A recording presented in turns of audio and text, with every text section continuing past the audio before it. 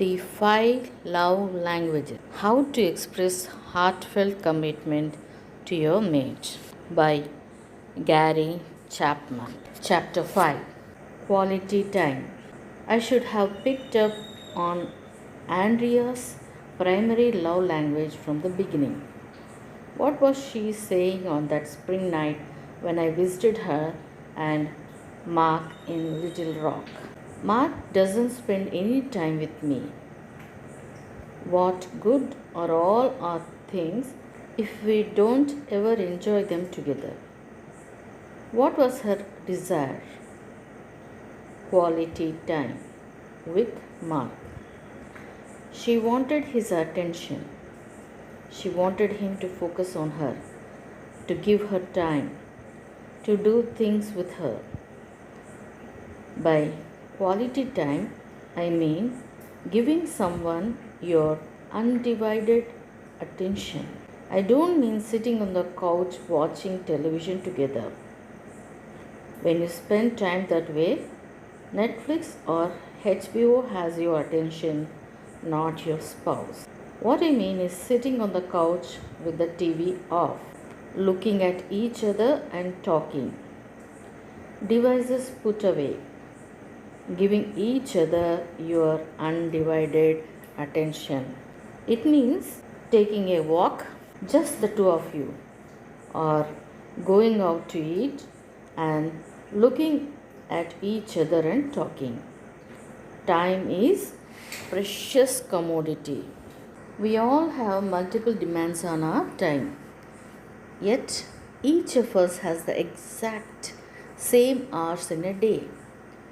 We can make the most of those hours by committing some of them to our spouse.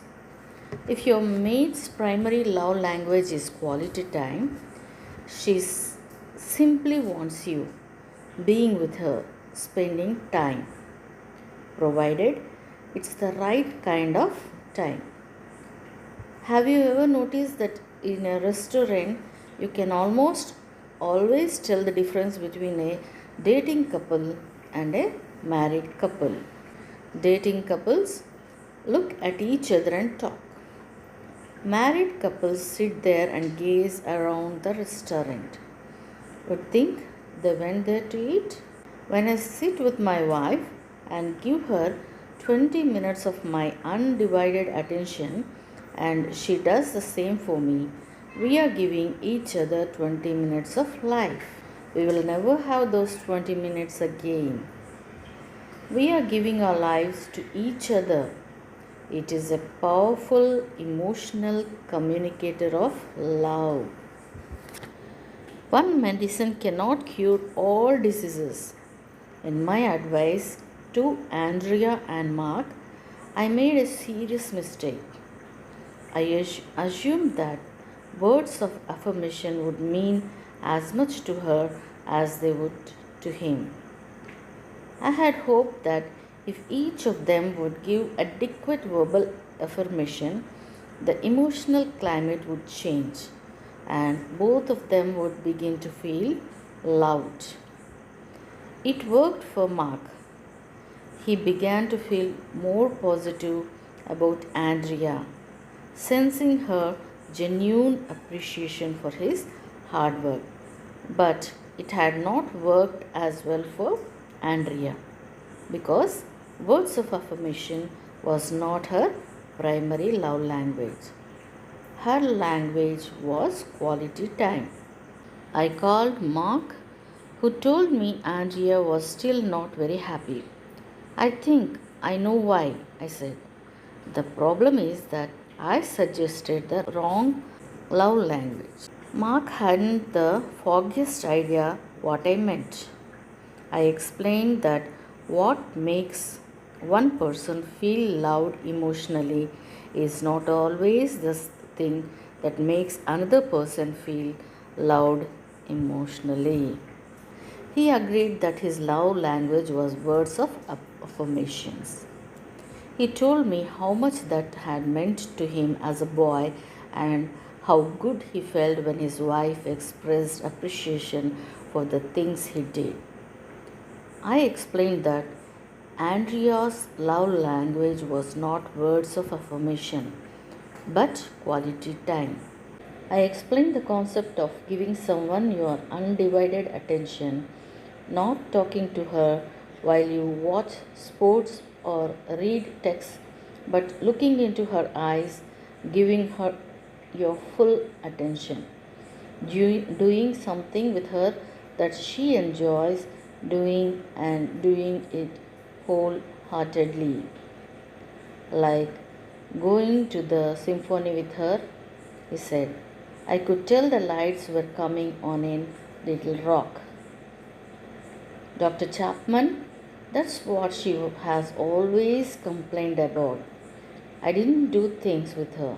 I didn't spend any time with her. She'd always say we used to go places and do things before we were married, but now you are too busy. That's her love language, all right? No question about it. But what am I gonna do? My job is so demanding. Tell me about it, I said. For the next 10 minutes, he gave me the history of his climb up the organizational ladder, of how hard he had worked and how proud he was of his accomplishments. He told me of his dreams for the future and that he knew that within the next 5 years he would be where he wanted to be. Do you want to be there alone? Or do you want to be there with Andrea and the children? I asked. I want her to be with me, Dr. Chapman. I want her to enjoy it with me. That's why it always hurts so much when she criticizes me for spending time on the job. I am doing it for us. I wanted her to be a part of it, but she's always so negative. Are you beginning to see why she was so negative, Mark? I asked. Her love language is quality time. You have given her so little time that her love tank is empty. She doesn't feel secure in your love. Therefore, she has lashed out at what was taking your time in her mind, your job. She doesn't really hate your job. She hates the fact that she feels so little love coming from you. There's only one answer, Mark, and it's costly. You have to make time for Andrea. You have to love her in the right love language. I know you are right, Dr. Chapman. Where do I begin? I asked Mark if he had his legal pad handy, the same pad on which he had listened positive things about Andrea. It's right here. Good. We are going to make another list. What are some things that you know Andrea would like you to do with her? Things she has mentioned through the years. Here is Mark's list. Spend a weekend in the mountains, sometimes with the kids and sometimes just the two of us. Meet her for lunch at a nice restaurant or sometimes just at Panera. When I come home at night, sit down and talk with her about my day and listen as she tells me about her day.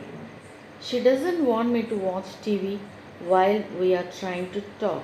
Spend time talking with the children about their school experiences. Spend time playing games with the children. Go on a picnic with her and the kids on Saturday and don't complain about the ants and the flies. Take a vacation with the family at least once in a year. Go walking with her and talk as we walk.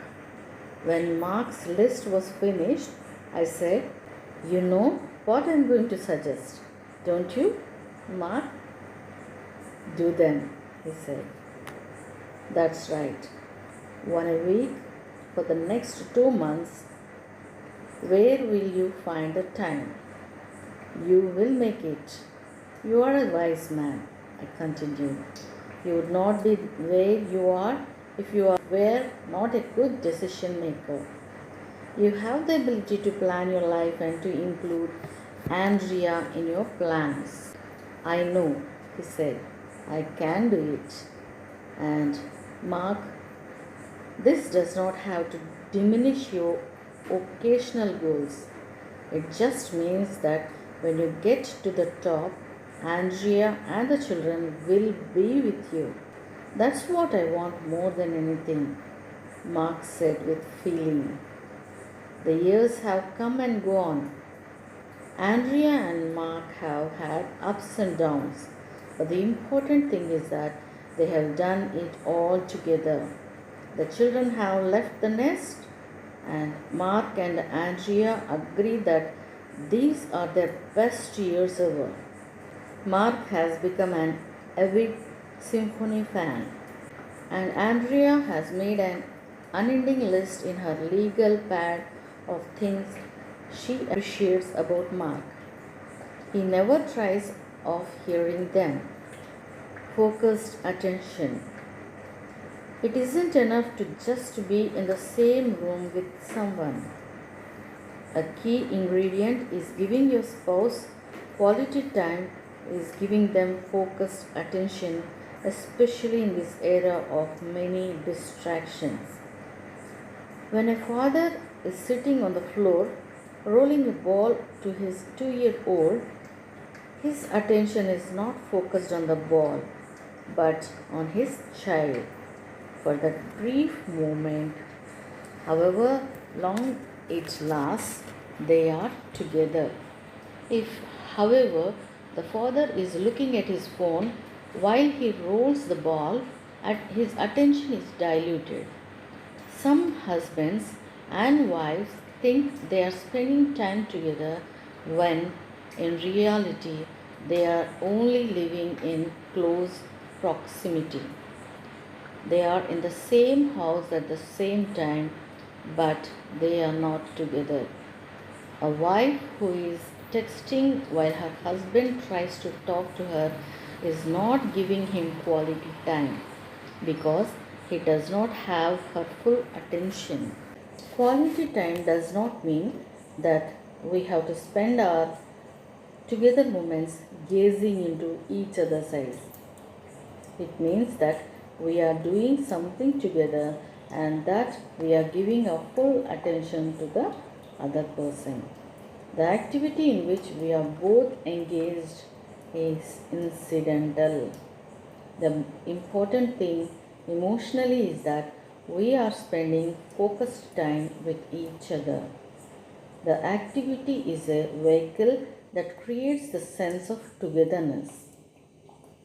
The important thing about the father rolling the ball to the 2-year-old is not the activity itself, but the emotions that are created between the father and his child.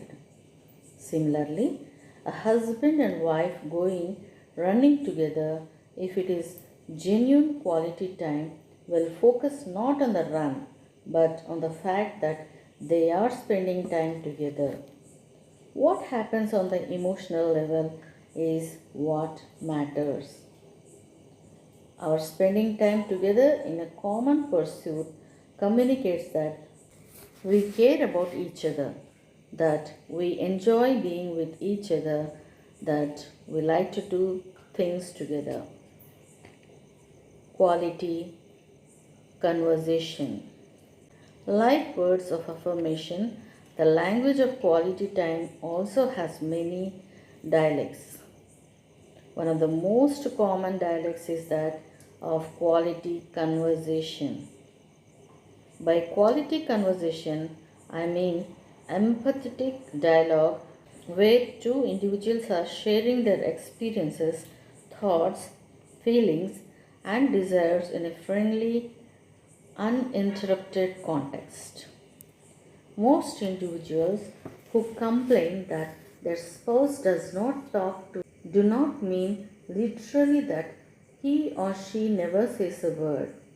They mean that he or she seldom takes part in empathetic dialogue. If your spouse's primary love language is quality time, such dialogue is crucial to his or her emotional sense of being loved. Quality conversation is quite different from the first love language. Words of affirmation focus on what we are saying, whereas quality conversation focuses on what we are hearing. If I am sharing my love for you by means of quality time and we are going to spend that time in conversation, it means I will focus on drawing you out, listening empathetically to what you have to say. I will ask questions not in a badgering manner but with a genuine desire to understand your thoughts, feelings, and desires. I met Patrick when he was 43 and had been married for 17 years.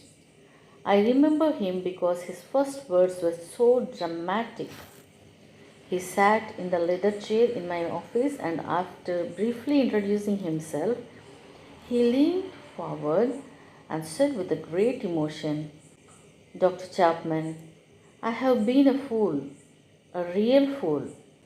What has led you to that conclusion? I asked. I have been married for 17 years, he said, and my wife has left me. Now I realize what a fool I have been. I repeated my original question. In what way have you been a fool? My wife would come home from work and tell me about the problems in her office. I would listen to her and then tell her what I thought she should do. I always gave her advice. I told her she had to confront the problem. Problems don't go away. You have to talk with the people involved or your superior. You have to deal with problems. The next day, she would come home from the work and tell me about the same problems. I would ask her if she did what I had suggested the day before. She would shake her head and say no. After 3 or 4 nights of that, I would get angry. I would tell her not to expect any sympathy from me if she wasn't willing to take the advice I was giving her. She didn't have to live under that kind of stress and pressure. She could solve the problem if she would simply do what I told her. It hurt me to see her living under such stress because I knew she didn't have to. The next time she would bring up the problem, I would say, I don't want to hear about it. I have told you what you need to do. If you are not going to listen to my advice, I don't want to hear it. I would withdraw and go about my business. What a fool I was, he said. What a fool. Now I realize that she didn't want advice when she told me about her struggles at work. She wanted empathy. She wanted me to listen, to give her attention, to let her know that I could understand the hurt, the stress, the pressure. She wanted to know that I loved her and that I was with her. She didn't want advice. She just wanted to know that I understood. But I never tried to understand.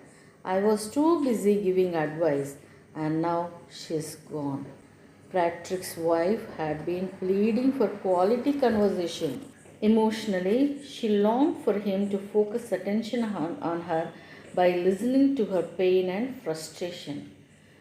Patrick was not focusing on listening but on speaking. He listened only long enough to hear the problem and formulate a solution. He didn't listen long enough or well enough to hear her cry for support and understanding. Many of us are like Patrick. We are trained to analyze problems and create solutions. We forgot that marriage is a relationship, not a project to be completed or a problem to solve. A relationship calls for empathetic listening with a view to understanding the other person's thoughts, feelings, and desires. We must be willing to give advice, but only when it is requested and never in a condescending manner. Most of us have little training in listening. We are far more efficient in thinking and speaking. Learning to listen may be as difficult as learning a foreign language, but learn we must. If you want to communicate love, that is especially true if your spouse's primary love language is quality time and his or her dialect is quality conversation. Fortunately, numerous books and articles have been written on developing the art of listening. I will not seek to repeat what is written elsewhere but suggest the following summary of practical tips. Number 1. Maintain eye contact when your spouse is talking. That keeps your mind from wandering and communicates that he or she has your full attention. 2. Don't listen to your spouse and do something else at the same time. Remember, quality time is giving someone your undivided attention. If you are doing something you cannot turn from immediately, tell your spouse the truth. A positive approach might be, I know you are trying to talk to me and I am interested, but I want to give you my full attention. I cannot do that right now, but if you will give me 10 minutes to finish this, I'll sit down and listen to you. Most spouses will respect such a request. Third, listen for feelings. Ask yourself, what emotion is my spouse experiencing? When you think you have the answer, confirm it. For example, it sounds to me like you are feeling disappointed because I forgot. That gives him the chance to clarify his feelings. It also communicates that you are listening intently to what he is saying. Number 4. Observe body language. Clenched fists, trembling hands, tears, furrowed brows, and eye movements may give you clues as to what the other is feeling. Sometimes body language speaks one message while words speak another. Ask for clarification to make sure you know what she is really thinking and feeling. Point 5. Refuse to interrupt. Research has indicated that the average individual listens for only 17 seconds before interrupting and interjecting his own ideas. If I give you my undivided attention while you are talking, I will refrain from defending myself or hurrying accusations at you or dogmatically stating my position. My goal is to discover your thoughts and feelings. My objective is not to defend myself or to set you straight. It is to understand you.